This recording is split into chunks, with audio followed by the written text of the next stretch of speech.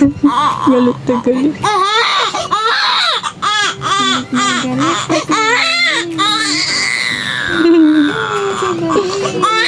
Ay, Patrick po siya.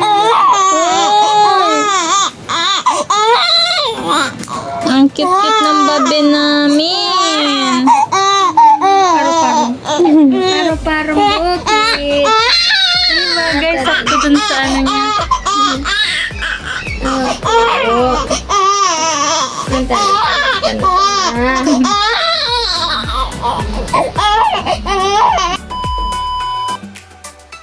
Hello po! Today is second month pictorial ng aming babe. Dito nga kami ulit sa church at habang maaga pa nga ay tinry namin dito sa labas mag-shoot. Since di naman mainit at di din umuulan, pinagbonet na lang si Bibi kasi hapon na din neto. Belated na nga ang araw na ito, late din nakapag-pictorial. Bukod kasi sa di ko maipagawa-gawa yung number cake niya ay sobrang busy din talaga namin as in. At ayan nga ang setup namin for today.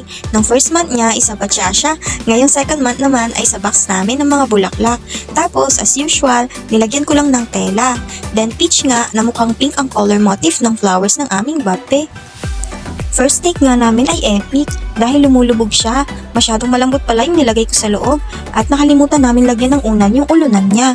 Medyo nahirapan tuloy ang aming babe. Pasensya na po si tita. And ayan, second attempt and take nga tayo habang kinukuha pa yung unan niya sa bahay at ilang minuto nga din ang tumagal bago umiyak ang babe. Kaya lang ang hirap kuhanan kasi nakaside siya. Kaya pinaharap namin yung ulo niya. Kaya lang, umiyak na naman siya agad. Kaya for the kuha muna para patahanin ng mama niya. Then third attempt na nga mga titang ina ay umiyak na naman kakababa lang.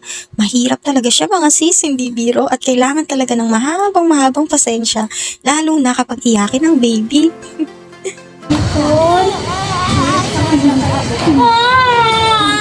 Ang hirap po na namin.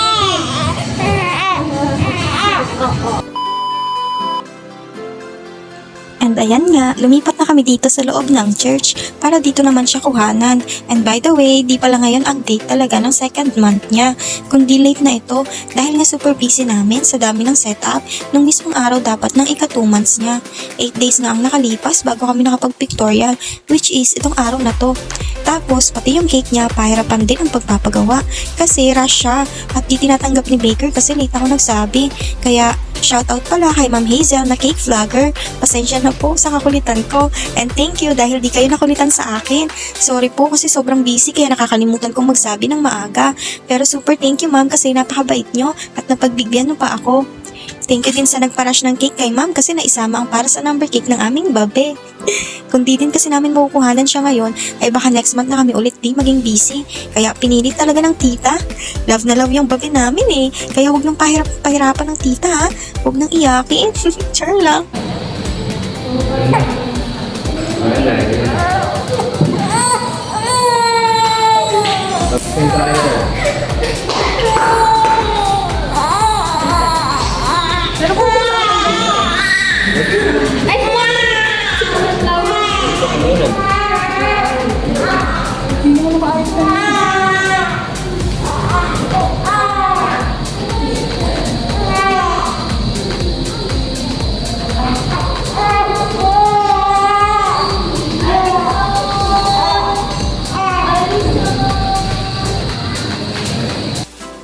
Tapos ayan, sinubukan nga naming tanggalin na sa box at erekta ng saburi mat na lang. Pero ayan nga, umiyak pa din siya. Last take na naman ito kaya tumahan ka na bibi namin.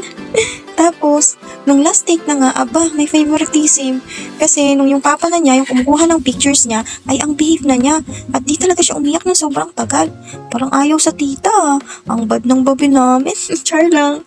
Pero ayan nga, dahil matagal nga siya bago umiyak, nung si papa na niya kumukuha ng pictures, ay kinrab na din namin agad ng chance para makakuha ng madaming pictures.